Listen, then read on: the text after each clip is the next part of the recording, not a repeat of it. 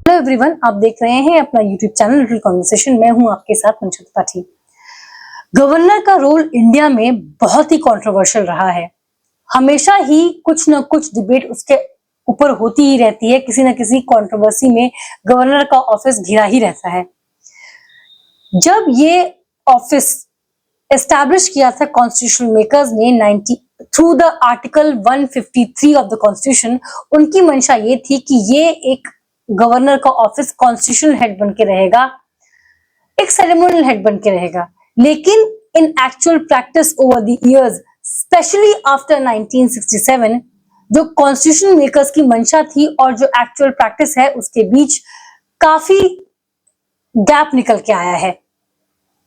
1967 से पहले मोस्टली जो सरकारें हुआ करती थी, सेंटर की और स्टेट की, दोनों कांग्रेस की हुआ करती थी। लेकिन जैसे जैसे इंडिया एक मल्टी पार्टी सिस्टम की तरफ बढ़ने लगा, वैसे वैसे ही पार्टी कंपटीशन बहुत ज्यादा हो गया और स्टेट और सेंटर में सेम पार्टी की सरकारें बनना बंद हो गई। सेंटर में तो मोस्टली कांग्रेस की ही रही, लेकिन स्टेट्स में और पार्टीज की सरकार बनना शुरू हो गई। राज्यों में दूसरी पार्टी की सरकार बनने का मतलब गवर्नर का मिसयूज, और उसके बाद से गवर्नर का ऑफिस हमेशा ही कंट्रोवर्सी में बना रहा। आखिर ऐसा क्यों? आखिर प्रेसिडेंट जो है वो भी तो एक टिटुलर हेड है, लेकिन उनका ऑफिस शायद ही कभी किसी कंट्रोवर्सी में रहा हो, लेकिन गवर्नर का ऑफिस शायद ही ऐसा कभी हुआ हो कि किसी कंट्रोवर्सी में न हो। इसकी जो वजह ये थी वो ये कि जो गवर्नर है वो unlike the president is not elected, it is selected. It is appointed by the president who acts on the aided advice of the union government. तो एक तरीके से यूनियन गवर्नमेंट जो है वो गवर्नर को अपॉइंट करती है, और कहीं ना कहीं ये जो कॉन्स्टिट्यूशनल मेकर्स थे वो चाहते भी थे कि जो गवर्नर है वो सेंट्रल गवर्नमेंट का एजेंट बन के रहे स्टेट में। उसकी वजह ये थी क्योंकि उस समय इंडिया एक ऐसी कगार पे था कि वहां उसकी इंडिया की यूनिटी पे थ्रेट था। सेसेशनिस्ट टेंडेंसीज इंडिया में थी, इसलिए उसको काउंटर करने के लिए जो कॉन्स्टिट्यूशनल मेकर्स थे वो चाहते थे कि एक सेंट्रल गवर्नमेंट का एजेंट स्टेट में रहना चाहे, ताकि ये जो सेसेशनिस्ट टेंडेंसीज हैं वो हो तो वो गवर्नर एज ए एजेंट काम करे of the central government. Also उनकी सोच ये भी थी कि जब गवर्नर को एक कॉन्स्टिट्यूशन हेड बन के ही रहना है तो एक ऐसे पोस्ट के लिए इलेक्शन में खर्चा करना जो कि मात्र एक टिटुलर हेड बन के रहेगा, वो उनको ठीक नहीं लगा। लेकिन उससे भी ज्यादा इंपॉर्टेंट ये था कि एक नजर राज्यों पे रखी जाए, जब एक ऐसे समय में जब विभाजन की बहुत सारी टेंडेंसीज थी। 500 स्टेट्स को इकट्ठा करके एक जो देश बनाया गया था उसमें यूनिटी बनी रहे, ये उस समय की सोच थी कि वो उसके लिए गवर्नर सेंट्रल गवर्नमेंट की हेल्प करेगा, और इसलिए गवर्नर को इमरजेंसी पावर्स और डिस्क्रिशनरी पावर्स दिए गए। इनको यूज किया जाएगा इन इमरजेंसी। हुआ क्या? It is being regularly used, ordinarily used. जिन पावर्स को एक्स्ट्रा ऑर्डिनरी सर्कमस्टांसेस में यूज करना था वो रेगुलरली यूज किए जा रहे हैं।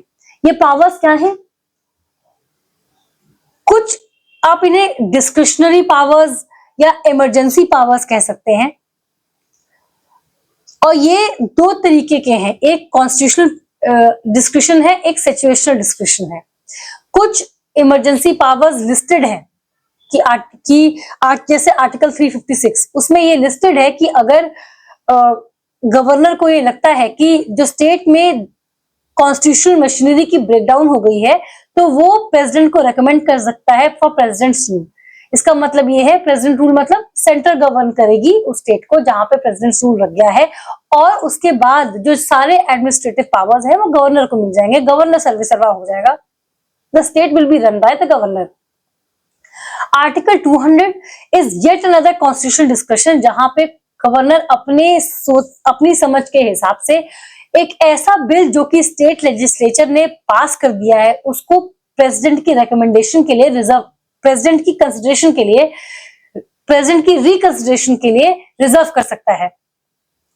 और ये दोनों powers again as said emergency के लिए थे।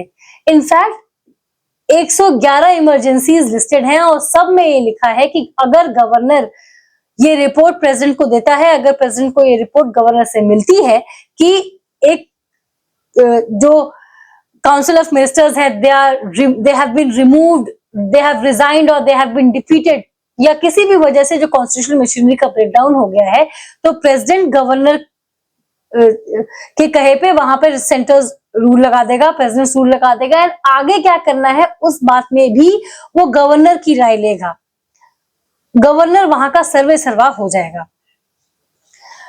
आते हैं सिचुएशनल डिस्क्रिप्शन पे। सिचुएशनल डिस्क्रिप्शन क्या है? अगर मान लो किसी एक पर्टिकुलर पार्टी को क्लियर कट मेजॉरिटी नहीं मिली, तो अपॉइंटमेंट ऑफ चीफ मिनिस्टर, ऐसे में चीफ मिनिस्टर कौन होगा? या फिर जो इनकम्बेंट चीफ मिनिस्टर है उसकी डेथ हो गई, तो नया चीफ मिनिस्टर कौन अपॉइंट करेगा? ये गवर्नर का डिस्क्रिशनरी पावर है। ये situational descriptions are dependent on the situation. Incumbent chief minister मर गया, किसी पार्टी को क्लियर मेजॉरिटी नहीं मिली, या जो काउंसिल ऑफ मिनिस्टर्स हैं इस समय वो अपना कॉन्फिडेंस नहीं प्रूव कर पाए on the floor of the house, या फिर जो स्टेट लेजिस्लेचर है इस समय वो हाउस में अपनी मेजॉरिटी लूज कर दे, तो हाउस को डिसॉल्व कर देना, काउंसिल ऑफ मिनिस्टर्स को हाउस को डिसॉल्व कर देना, काउंसिल ऑफ मिनिस्टर को डिसमिस कर देना, नया चीफ मिनिस्टर अपॉइंट करना। इन सिचुएशन जहां ये क्लियर कट नहीं है कि ये मेजॉरिटी पावर में है और इसका ये लीडर है, इसको चीफ मिनिस्टर बना दो, यहां पे उनको अपना ये इमरजेंसी डिस्क्रिशनरी पावर यूज करना था। ये मंशा थी कि ऐसे में कॉन्स्टिट्यूशन के हिसाब से स्टेट को रन करने में गवर्नर हेल्प करेगा सेंटर की और यूनिटी बनाए रखेगा। लेकिन ओवर द इयर्स प्रैक्टिस में ये देखा गया कि सेंटर ने गवर्नर को मिसयूज किया। Office of governor was misused. अगर अपने पसंद एक ऑपोजिशन पार्टी है स्टेट में, तो उन्होंने गवर्नर को यूज किया टू बाधा डालने के लिए, स्टेट गवर्नमेंट के काम में बाधा डालने के लिए। अगर वहां पे ऑपोजिशन पार्टी रूल कर रही है, सेंटर ने गवर्नर को यूज किया कि काम न करने दिया जाए स्टेट लेजिस्लेचर को। बहुत बार ऐसा हुआ कि भले किसी पार्टी के पास मेजॉरिटी नहीं थी, लेकिन सिंगल लार्जेस्ट पार्टी कोई और थी और चीफ मिनिस्टर किसी और पार्टी के बना दिया गया, and they were given months to prove their majority.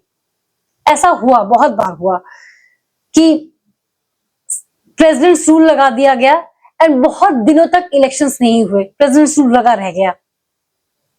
अभी रिसेंटली जो केस जिसकी वजह से ये गवर्नर का रोल, गवर्नर का ऑफिस और ज्यादा चर्चा में आ गया, वो जो वहां के गवर्नर थे रवि तमिलनाडु के, उन्होंने बहुत बार जो बिल है जो स्टेट लेजिस्लेचर ने पास किया था तमिलनाडु के, he kept it indefinitely, pass sign करके दिया ही नहीं। प्रेसिडेंट की रिकंसिडरेशन के लिए इट वाज केप्ट इनडेफिनेटली, लौटाया ही नहीं, बिल ठंडे बस्ते में चला गया।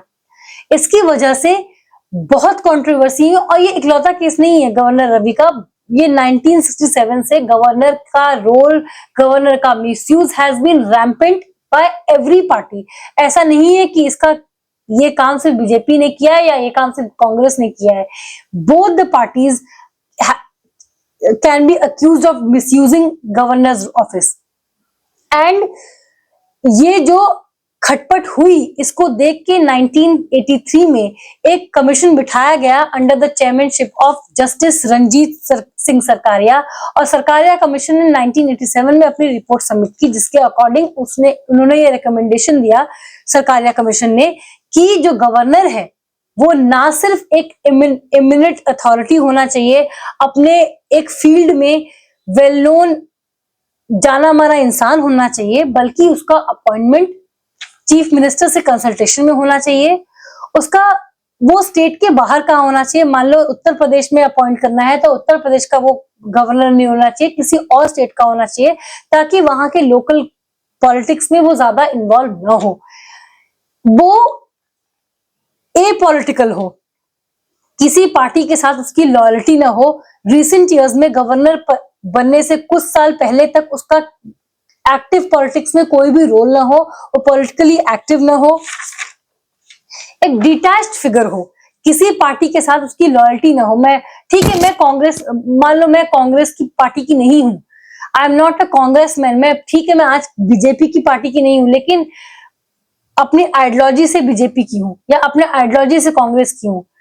थोड़ा बहुत सब होते हैं, लेकिन बहुत ज्यादा आइडियोलॉजिकल, जैसे अब मान लो आरएसएस का कोई बंदा है, वो बीजेपी का तो नहीं है, लेकिन उसकी आइडियोलॉजी तो बीजेपी से होंगी ना। सो एक आइडियोलॉजिकली इंडिपेंडेंट डिटैच्ड फिगर जो कि पॉलिटिक्स में एक्टिव न हो और चीफ मिनिस्टर की कंसल्टेशन से उसको अपॉइंट किया जाए, ताकि गवर्नर का जो रोल, ऑफिस का जो अब्यूज हो रहा है, जो इतना कंट्रोवर्सी हो रही है, वो न हो, ऐसा सरकारिया कमीशन ने रेकमेंड किया। लेकिन ऑफ कोर्स मतलब ये सभी देख रहे हैं कि सरकारिया कमीशन के रिकमेंडेशंस इंप्लीमेंट नहीं हुए और आज भी गवर्नर का ऑफिस बहुत ही ज्यादा कंट्रोवर्सी में घिरा रहता है। आज के लिए इतना ही, मुझे दीजिए इजाजत। इस टॉपिक पर चर्चा के लिए बने रहे मेरे चैनल कॉन्वर्सेशन के साथ। इस वीडियो को लाइक करें, शेयर करें, इस वीडियो पे अपनी राय जरूर दें, मेरे चैनल को प्लीज सब्सक्राइब करें। सी यू नेक्स्ट टाइम।